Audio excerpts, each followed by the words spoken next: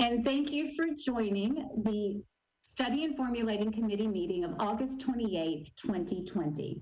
We are calling this meeting to order. Every committee member should have received a black binder of helpful information for their own resources and to assist them through this process. The first item would be to go ahead and call the roll to make sure we have a quorum. So what I will do is just go ahead and call your name if you will just answer present. Nick Brassel.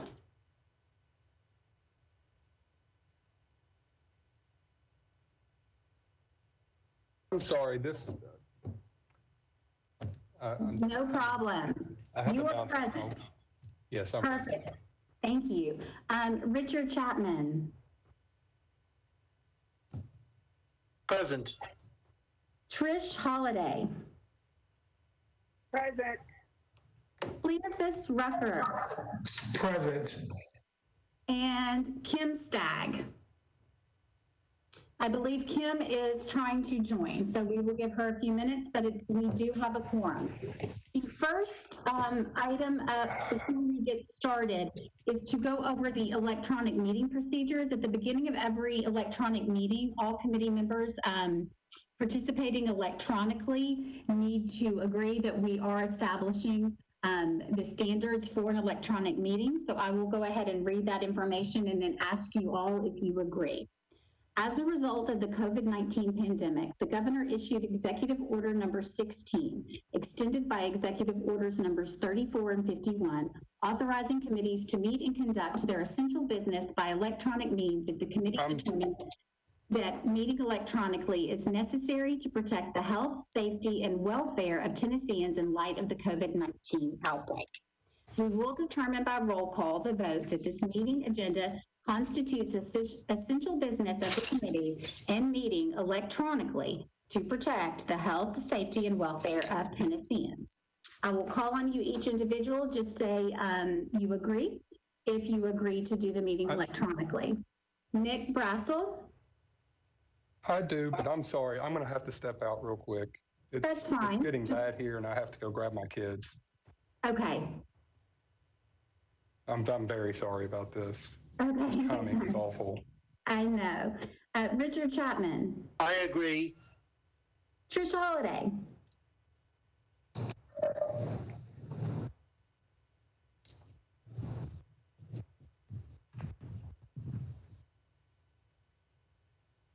Trish Holiday? Oh, you heard me. Yes, I agree. Okay, thank you. Cleophas Rucker? I agree. And Kim Stagg, I believe, is still joining, correct? No Kim Stagg on the line yet. Okay.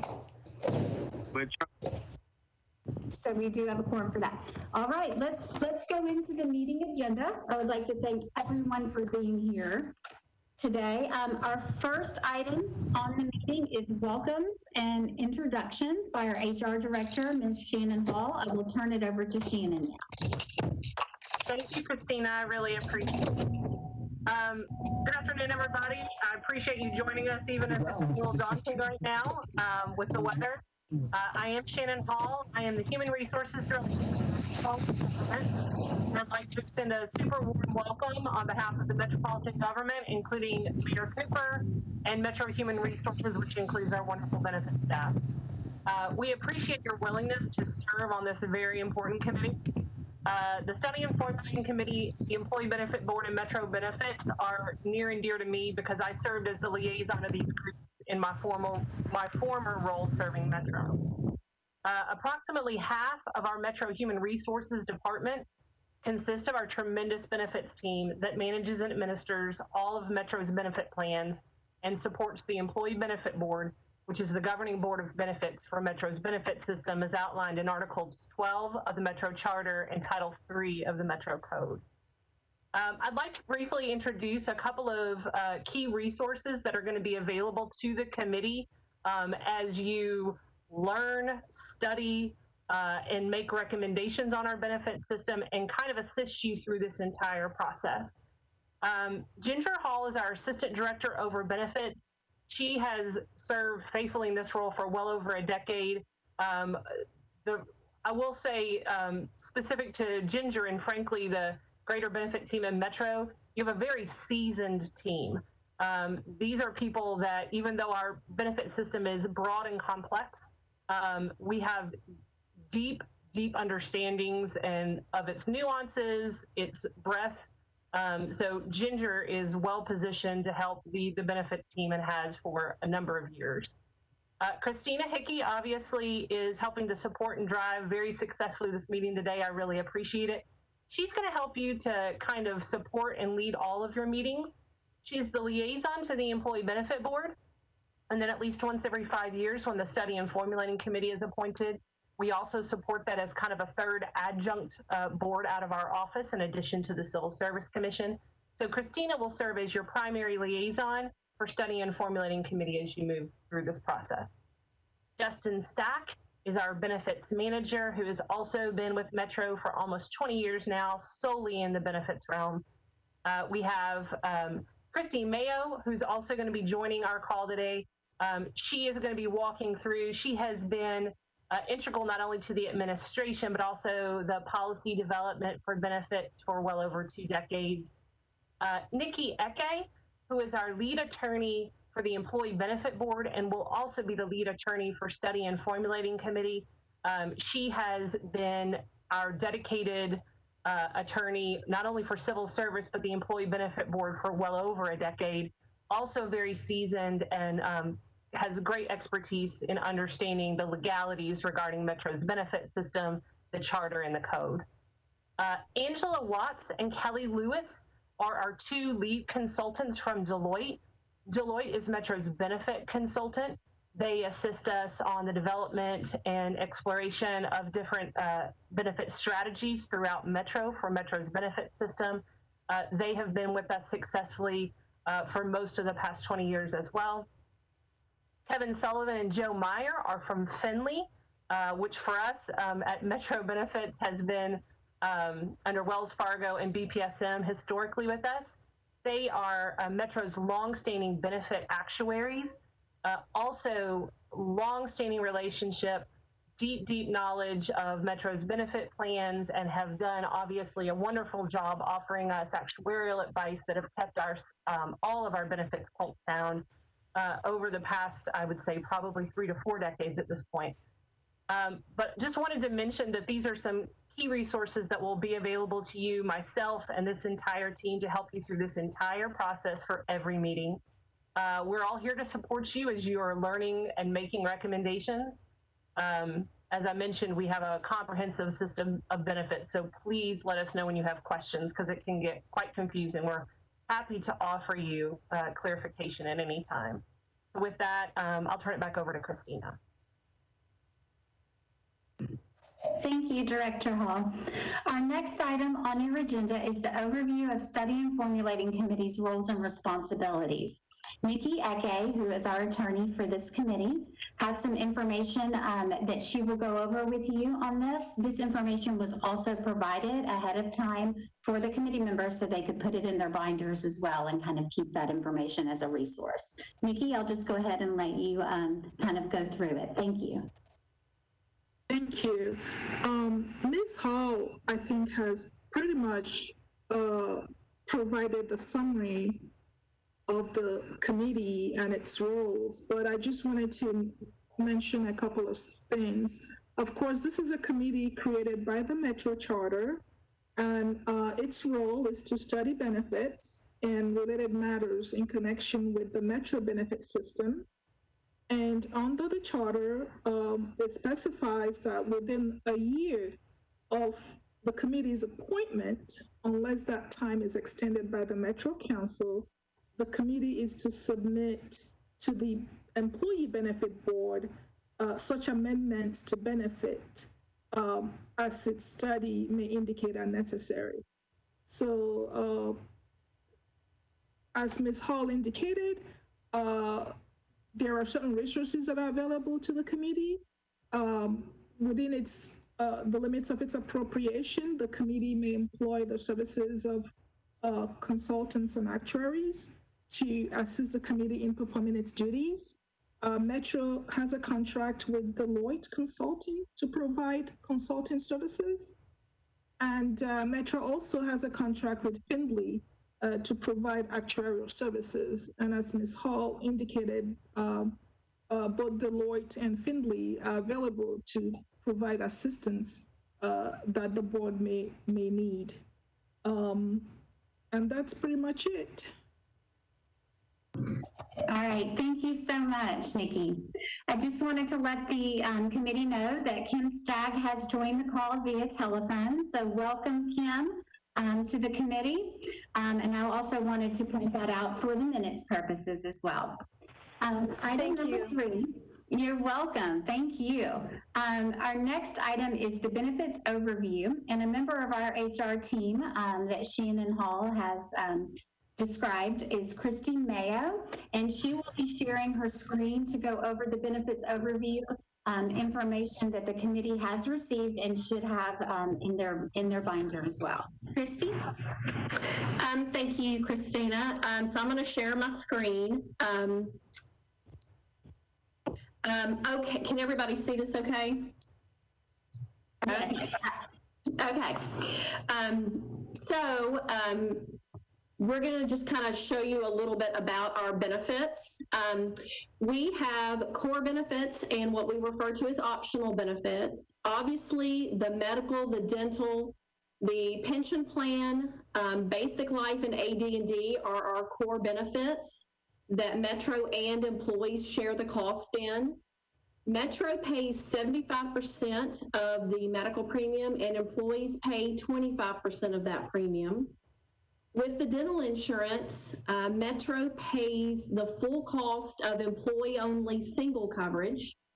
And if an employee wants to enroll in family coverage, they pay the cost of that family coverage.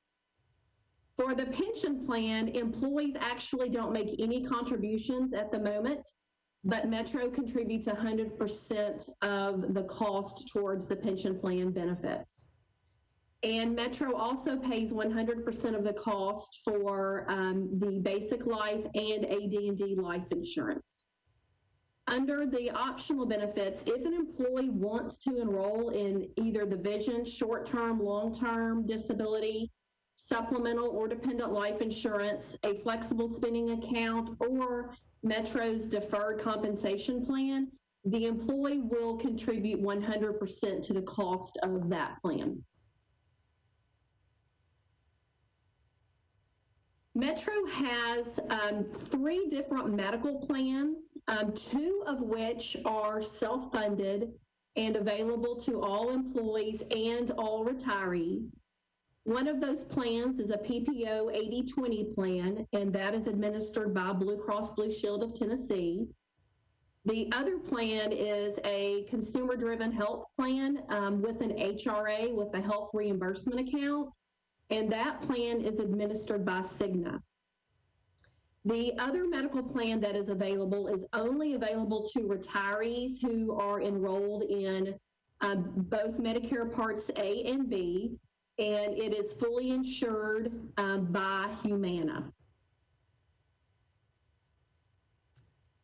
So this chart represents the medical plan enrollment that we have broken out by coverage level.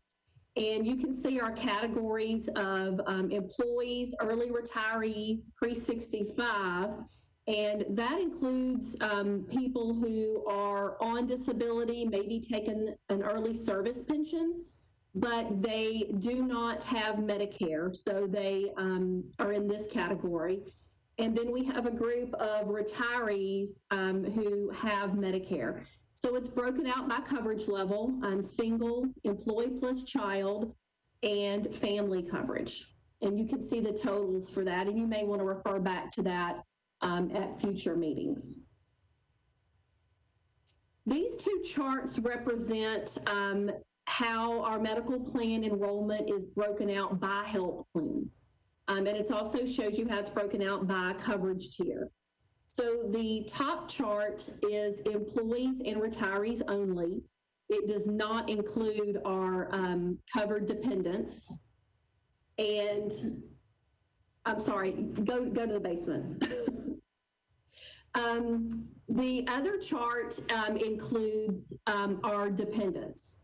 I think I'm going to move to the basement as well. It is our covered dependents, employees, and their spouse or domestic partner, and also includes the dependents that they have enrolled on their health plan. The next 2 pages are, and I'm not going to go over these because there's a lot of information here, but it is broken out by plan, and it shows you the different benefits that are covered and how they're covered, like the deductible, the co-insurance, how an ER visit is covered, just routine visits that our employees might have. And that is just continued on the second page, but it's broken out by Blue Cross, Cigna, and Humana. And the retirement plans, I'm just going to cover a little bit of a highlight of those. So Metro contributes 100% to the cost of a pension plan. Employees do not make any contributions. Right now, we have 10-year vesting for employees who were hired as of January 2013. And for a period of time from 2001 to 2012, we had a 5-year vesting period. And we have 2 different types of pensions. One is for general government employees, the other is for police and fire employees. So general government includes the school non-certificated support staff, and it includes everyone who is not a policeman or a fireman or a sworn individual in those 2 departments. And under the general government pension plan, you can retire as early as age 50 with 10 years of service. That would be an early reduced pension, or you can retire at your normal retirement age, which is age 60, with 25 years. That gives you a full unreduced pension benefit, and that is referred to as the rule of 85. Under the police and fire pension plan, they can retire as early as age 45 and 10 years. Of course, they would have the maximum reduction with that plan, just like the general government employees would. And their full benefits would start at age 53 with 22 years of service, which is their rule of 75. And retirees, for anyone that's hired 2013 and later, their retiree medical premiums are going to be indexed based upon their total credited service at their retirement. So this chart shows you how that is indexed. It only impacts service pensioners and survivors of service and active employees. This does not impact individuals who are receiving a disability pension or a survivor pension of a survivor of a disability.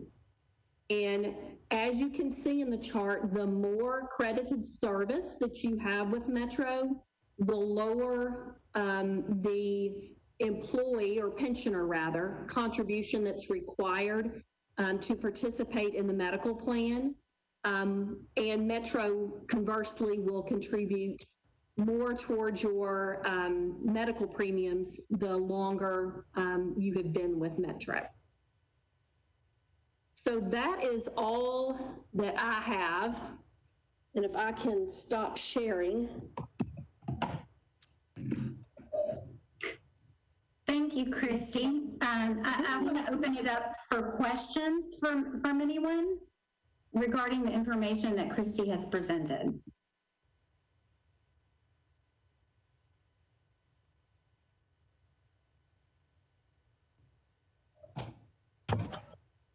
This is Dick Chapman. Let me ask you a couple questions, please. On the supplemental dependent life insurance, is that the same vendor as the basic life? Did you hear me? I'm sorry, if you wouldn't mind repeating that. is it the same vendor offering the supplemental and dependent life insurance as the basic life? Yes, it is. It's the same vendor. It's Prudential. And the supplemental life and dependent life is offered at group rates. Right. And in some instances, you probably have to qualify to take additional amounts. You do have to, the evidence of insurability is waived when they are first eligible. Right. But if they apply in the future, they do have to medically qualify. Okay.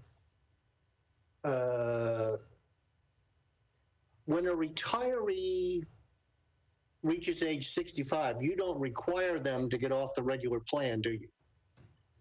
No, sir, we do not. They will still be eligible for the PPO plan, the HRA plan, or they could certainly choose the Medicare Advantage plan. Okay. Christy, do you want to mention, though, that those individuals at 65 would be required to take Medicare, and that becomes primary for Metro's plans? Would you like to speak to that for a minute?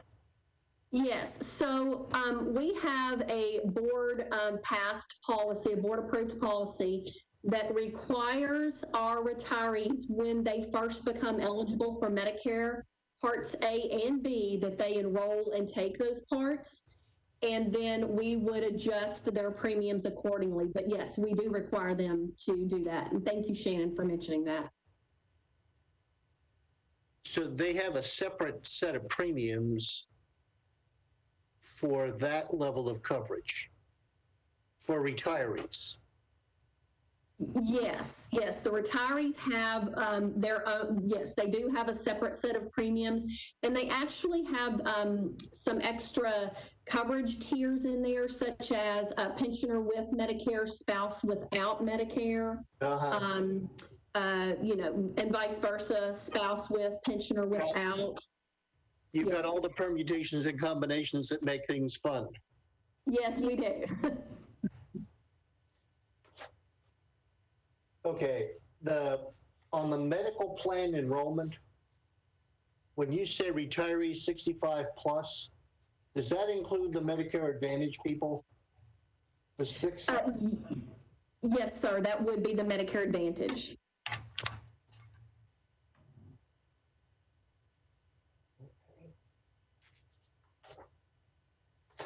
I think that's all I had. Does anyone else have any additional questions regarding the presentation?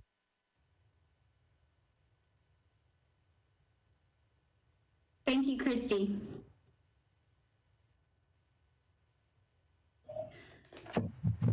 Moving on to the next item on the agenda, item number 4 is Deloitte and Finley introductions. I would like to start off with Deloitte. Kelly Lewis has joined us here today. And Kelly, I will go ahead and turn it over to you. Well, thank you, Christine. I'm actually going to also have Angela Watts. There's a lot of feedback. Do you hear the feedback? Yeah, I think as long as we mute us and then just unmute when you're speaking and then mute when you're not, I think that may take care of it. Electronic meetings are tricky. Yes, and thank you, Christina. And I have Angela Watts with me as well. And I think I'm going to let Angela kick it off, and then I'm going to wrap it up for us. Okay, great. Thank you, Kelly. Can everyone hear me? Okay, great. Thank you. So I'm Angela Watts with Deloitte. And as Director Hall noted at the outset, Deloitte has been providing benefits consulting services to Metro Nashville for the better part of the last 20 years. Deloitte is a global company. However, Metro is much more than just a client to us, especially to Kelly and I, because we call Nashville and Davidson County home. We also, as a firm, employ over 1,500 people in the Davidson County area, our service center out in Hermitage, as well as our client service office that's in the Gulch. So we do, as a firm, contribute to the economy here in Nashville. It really is important to us. Kelly's going to go into a little more detail about the services that we provide to Metro Nashville. But I did want to highlight one in particular, that a project that we did recently where we surveyed the Metro workforce. We called it a talent insights survey, and where we asked for questions around the preferences of the workforce around the various benefit programs, which Christy just reviewed with you. And we would be delighted to share in an upcoming meeting the results and recommendations from that survey with you. So I'll pass it back to Kelly. Thank you very much, and we look forward to working with you. Thank you, Angela. Hi, I'm Kelly Lewis, and it's very nice to meet you all virtually. We have worked with the Metro Human Resources, the Metro Employee Benefit Board, and previous study and formulating committees over the years, and we look forward to getting to work with you all and answer any questions we can as you begin your role. In our role as the benefits consultant, we have worked in kind of helping guide the short-term and long-term strategy of the healthcare programs and other benefit plans. We performed the most recent, which I think it's been a few years now, but the last compensation and benefit study for Metro. We have also, Metro administers, the Metro Human Resources Department administers its own pension plan, and approximately about 4 years ago, we helped implement an automated pension administration system for the benefits department, and we currently do provide the technical support for that system. So we look forward to answering any questions we can for you all as you all move forward. So thank you. Thank you, Angela and Kelly. Does anyone have any questions for Angela and Kelly at this time? All right, we will move on to the Finley introductions. Joseph Myers with Finley is here to kind of go over their role as far as their account with Metro. Joe, I'll turn it over to you. Sure. And actually, to start off with the firm's introduction, I will pass it off to Kevin Sullivan, who is one of our shareholders of the firm. All right, thanks, Joe. Well, good afternoon, everyone. So I'd start by giving you a little introduction of our firm. So our firm is Finley. We're the actuaries for the Metro pension and medical benefit plans, and we have been for a little over 40 years now, so quite a lengthy history there. And as Director Hall mentioned earlier, you may know us by the name we went for by 35 of the last 40 years, which was Brian Pilton, Watson McAllister, BPS&M. The last 5 years, we've been part of Finley, going by the name Finley. I'll also mention that we have 250 team members in 7 offices in 5 states, with 100 of those team members right here in the Nashville area. And I'll mention, not only are we proud of our current team members, we're also quite proud of many of our former team members. Kelly and Angela, as well as their colleague Greg Drennan, all had some time in their past at BPS&M. And I won't tell you how long ago that was or for how long that was. You might do the math quickly in your head and come up with an age estimate for them, so we don't want anyone doing that. A little bit about myself, and I'll turn it back to Joe. So I've been working directly with the Metro Pension Plan for a little over 20 years now, for most of my career. I'm primarily on the pension side. I'm a fellow of the Society of Actuaries. And I'll turn it over to Joe, let him give a brief introduction of himself, and then I'll give a little bit of history or a little bit of background on what our primary roles are. Joe. Sure, thanks, Kevin. I'm Joe Myers. I'm also a fellow in the Society of Actuaries. I've been working on the Metro medical plans for about 5 years now. And of course, I have a full career on both medical and pension plans prior to my work with Metro. In our work for Metro, we do the active and retiree plan pricing, as well as the retiree medical, we call it the OPEB evaluation, the retiree medical plan that was described earlier. I'll turn it back to Kevin for the update. So a little bit of information about our role in the process, and I'll mention certainly with our 40-year history, we've been through this process a few times before and are certainly familiar with it. Our primary role is valuing the cost of benefit changes that you might consider through this process. And as you might imagine, some of those may be cost increase, some of them may be cost decreases, but we can evaluate those proposed changes. And as you might imagine, any changes you look at may also impact participant behavior. So for example, if you look at changing when someone can get a benefit from the pension plan, that very well may change when folks decide to retire. So we would also look at assumption changes through this process to try to anticipate changes to participant behavior. So that's another aspect. And when I say cost impact of any changes, that is a current cash contribution cost, whether that is in premiums on the medical side or in cash contributions to the pension plan on the pension side. Also, we would look at changes to the liabilities of the plan, which represent future costs that may be associated with any benefit changes. Also, we work with a number of plans within the state pension plan we work with, as well as other municipalities and counties, utilities around the state and around the country. So we also have a good perspective on just what's going on in the overall pension and benefits environment for the public sector and can provide useful input there as needed. Also, we work with other closed, for example, the closed Board of Education plans for Metro, and so that background can also be helpful through this process. So just want to say how happy we are to help in any way we can through this process, and we look forward to working with you. Thanks, Kevin and Joe. I believe Trish Holiday has a question. Trish? Yes, my question was back with the talent insight survey. So I raised my hand, but it didn't get caught first. So Okay. Thank you for letting me know. But I did want to ask, because I'm curious about the talent insight survey results and wondered, what do we need to do as a committee? Because I think that will be really helpful in requesting those results and also those recommendations, because I think that would help inform us as well. Christina, do you mind if I jump in? Absolutely not. Please do. Great. Dr. Holliday, great minds think alike.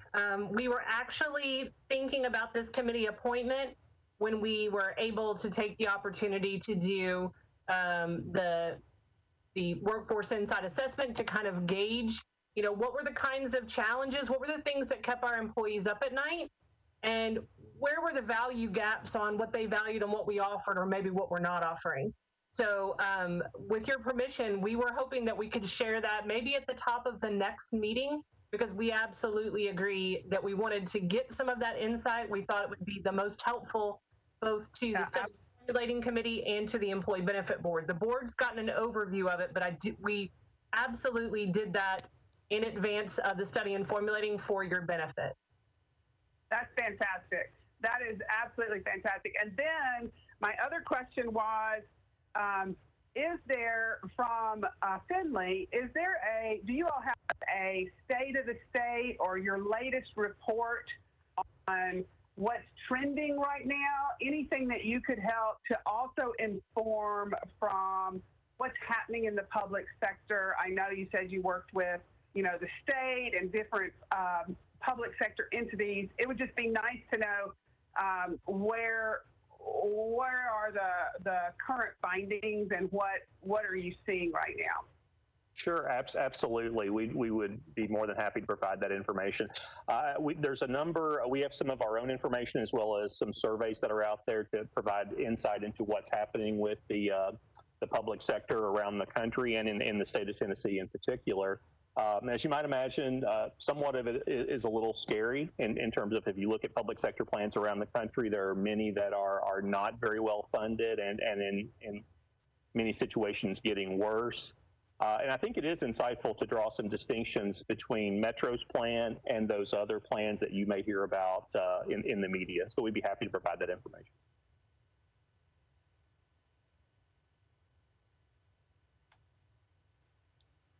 Well, thank you very much. And I just think the more that we can have that kind of perspective and be informed by these various things, and I think it's brilliant that the HR team under Director Hall's leadership did this insight survey. I really feel like that's going to help inform us pretty quickly. Thank you. Thank you. Are there any other additional questions?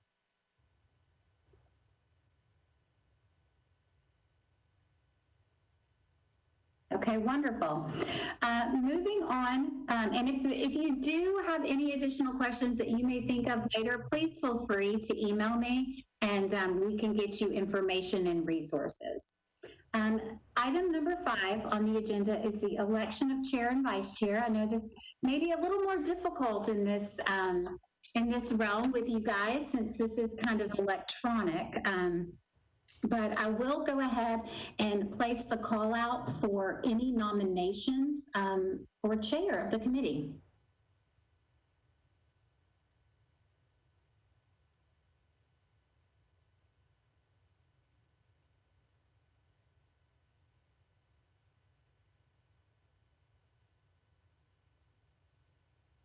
It's a daunting task. I have a question. Sure. Do we have to do that today? Let me ask Nikki Ecke, our attorney, to see if we could maybe postpone the election of the chair and vice chair to maybe the second. I was thinking this is not a good way for us to get to know each other. If we had an opportunity to spend a little time together, even just a cup of coffee for 10 or 15 minutes, that might be helpful to get us to get an idea. I mean, we've got information that came in the binder, but that's pretty cold stuff. Yeah.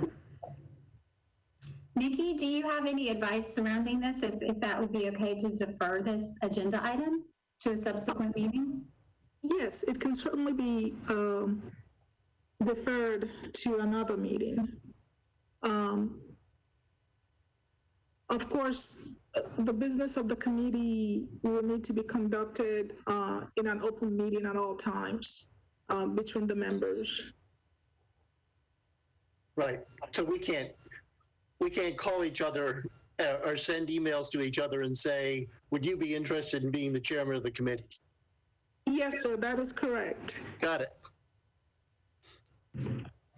Okay, well, at this time, Nikki, will I need a vote to defer that, or can we just place that on a subsequent agenda?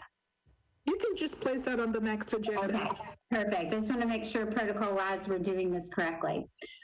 So if the committee is okay with this suggestion by Mr. Chapman, we can go ahead and move this to the second meeting agenda, and we will just go from there. Does anyone have any objections or thoughts surrounding this?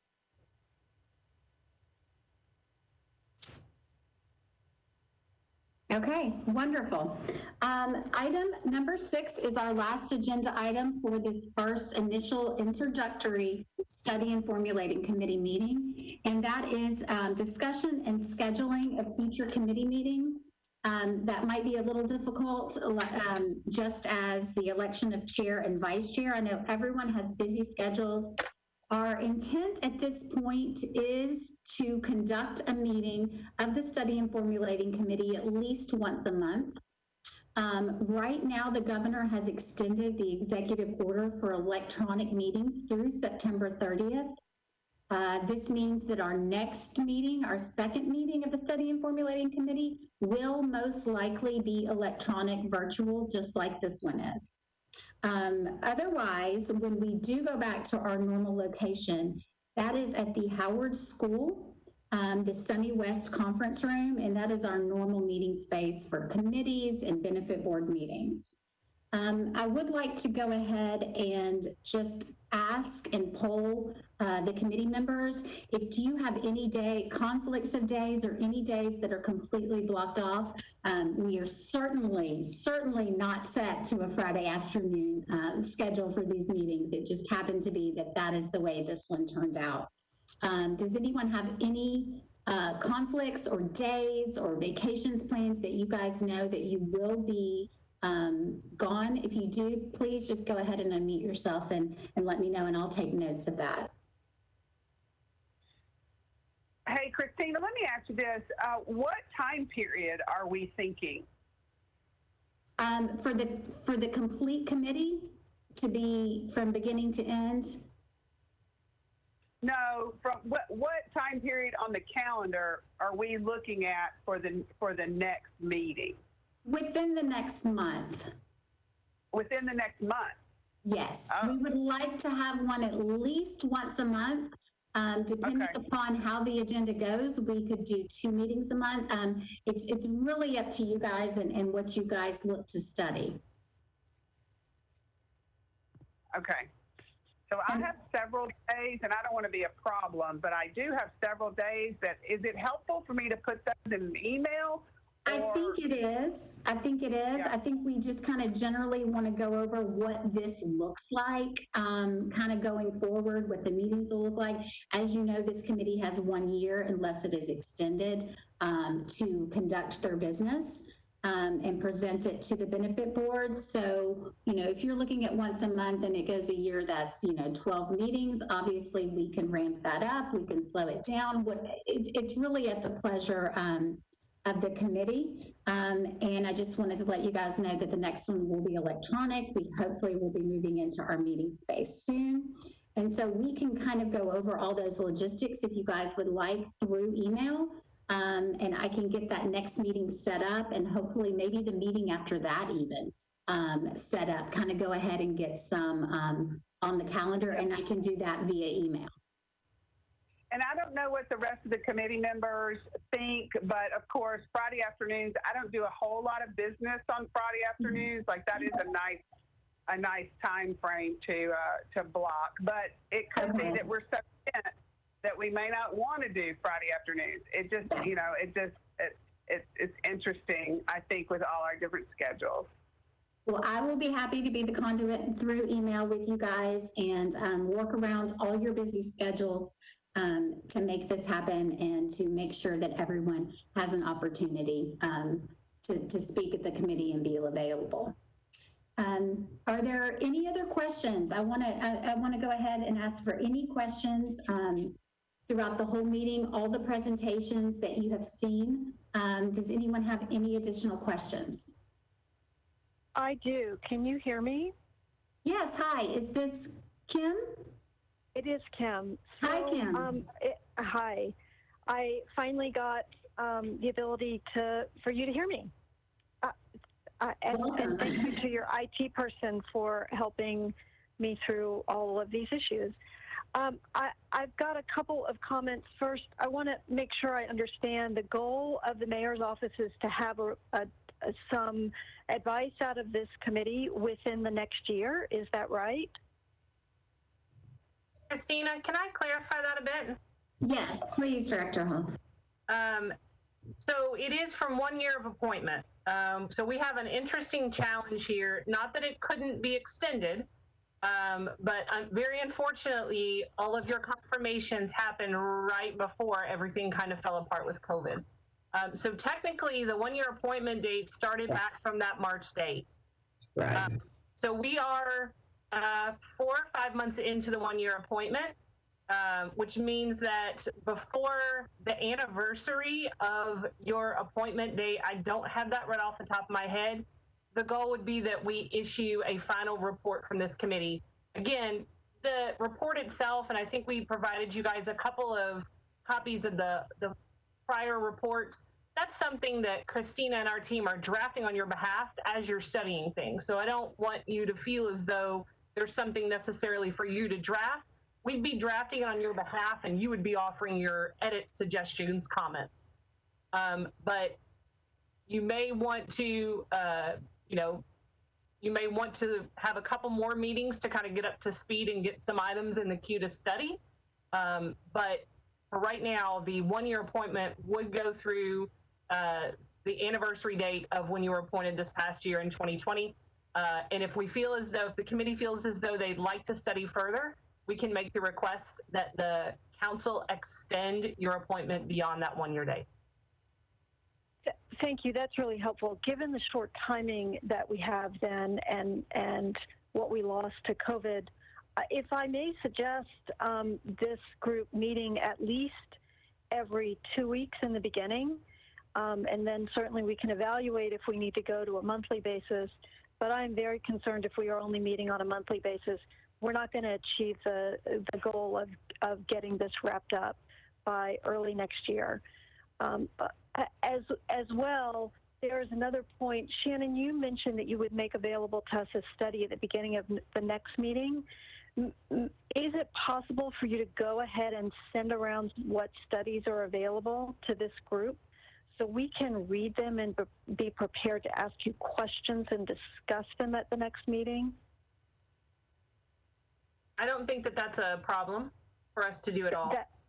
That's great. And then finally, I am very interested to know if there has been any benchmarking or market testing comparing Metro's benefits to what is becoming the new standard, either in private industry or public sector. So we might evaluate that market test to see if Nashville, as it always does, can be at the forefront of doing some best practices throughout the U.S. with regard to the value and the type of benefits we can make available to Metro. Hey, Kim, that was kind of what I was asking Finley for. I mean, my thinking was right along that same line. That's great. I'm glad we're both asking for the same thing. I am not just interested in what's going on in the public sector. There is a lot of good adjustments happening in the private sector. So I'm just wondering if anybody has any benchmarking or market studies that we could look at to start to evaluate how Metro, looks compared to best practices out there. And Ms. Stagg, this is Shannon. I will tell you in the past that most of the benchmarking we've done with regard to benefits has been on a public sector level. So Deloitte may be helpful there as we kind of take a look at that along with Finley. But we have traditionally benchmarked against private, although again, Deloitte and Finley may be able to offer us some data they have possibly just internally, but that's not traditionally something that's been measured in the past. Mm-hmm. Okay. If the other members believe that there is merit in measuring that, and if the information is readily available through Deloitte's great network and Finley, I would very much like to see some of that information, please. All right, thank you. I am taking notes of all of this, Ms. Stagg. Do we have any other additional questions? Hi, and I'm Cleo. I know it's Cleophas, but you guys can all call me Cleo. The question I have is, as we look for scheduling in the future, are we restricted to schedule during the business day, or can we schedule some in the early evening or so? I mean, what is the parameters around the operation of the board? That I might have to defer to our legal advisor. As far as I know, we've always conducted our business during the business day, but Nikki, do you have any insight to add? With regards to conducting the meetings in the evenings and on weekends, the issue that it raises is regards to overtime issues for staff and things of that nature. So for staff that are not exempt from the FLSA, that does raise additional issues regarding them working outside of normal business hours. So that's really the main issue. Okay. And Nikki, this is Kim Stagg. I trust the members on this committee are not permitted to meet without the staff. Is that right, or? Well, the staff does. Human Resources is the department that does provide staffing for this committee. So So they are the ones that coordinate the logistics and meeting arrangements, etc. So, maybe Director Hall can chime in on that issue with regards to past staff and availability outside of normal business hours. So I would say just historically, we've never done that, not that we couldn't. And it's something we could evaluate if we were unable to find agreeable meeting times. I think for these first couple meetings, I certainly wouldn't mind doing them ad hoc just on availability. But I think what's worked best in the past is members kind of agreeing to at least a set schedule on a monthly basis. That way everybody can kind of plan around that. So I'm not opposed to stretching that a bit.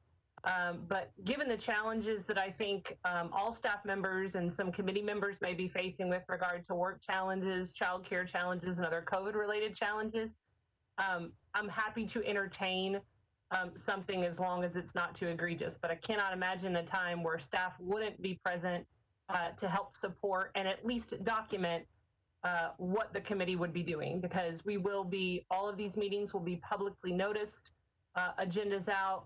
While we're meeting virtually, they're going to have to be hosted in a way that the public is able to observe.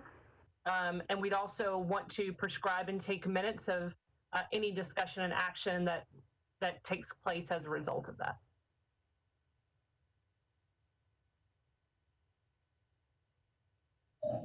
That's very helpful. Thank you. Yeah, that's very helpful. And also, I think once we can get cadence going, we'll feel better about meeting our deadlines. When I look at the appointment, when we were appointed, it was February 18th, I do believe. And so that means our anniversary date is February 18th, 2021. Is that right, Shannon? It's really your confirmation date. I'm unsure if that confirmation date feels a little early. Do we know the date we were confirmed by council? Was that the date? Yes.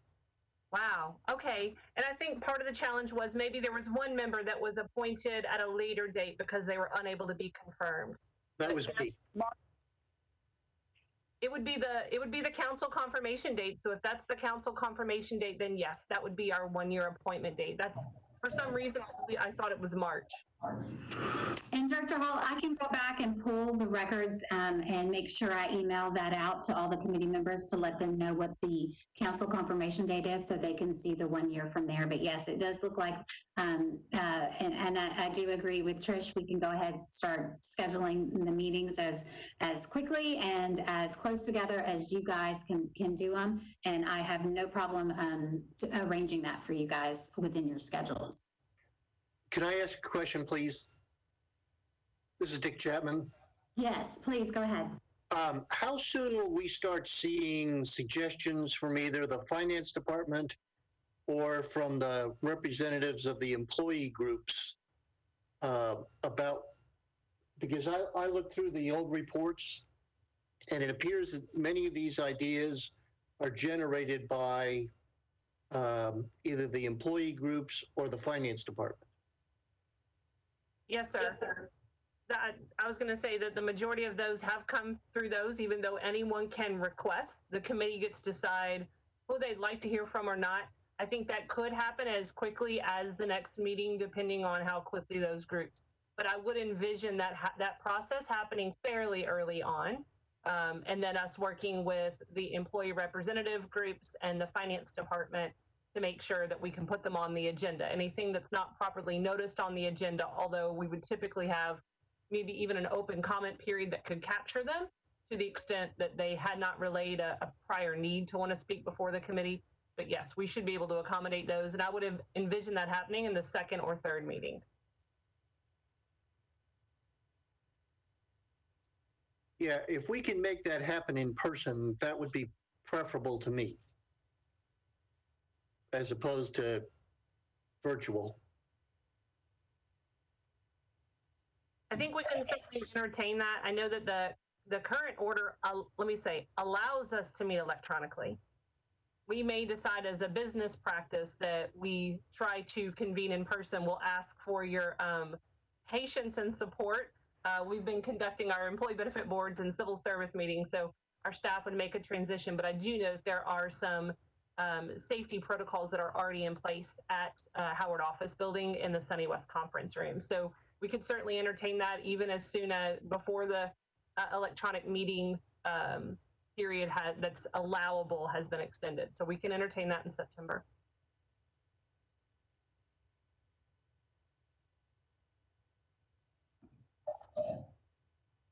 Thank you all for your very pointed and helpful questions. Are there any other questions that we can go over with you guys before we adjourn this meeting?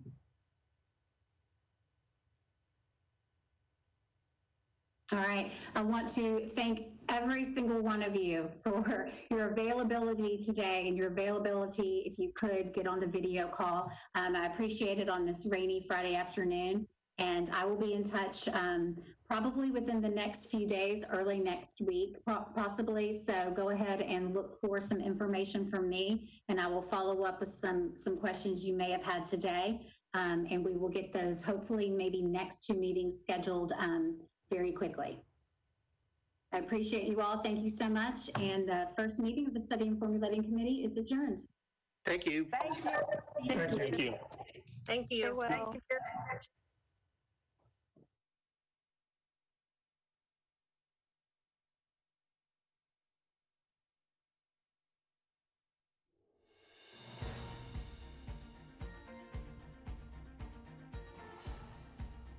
This has been a service of the Metro Nashville Network. If you would like to see this presentation again, or for more information about this and other programs, visit nashville.org.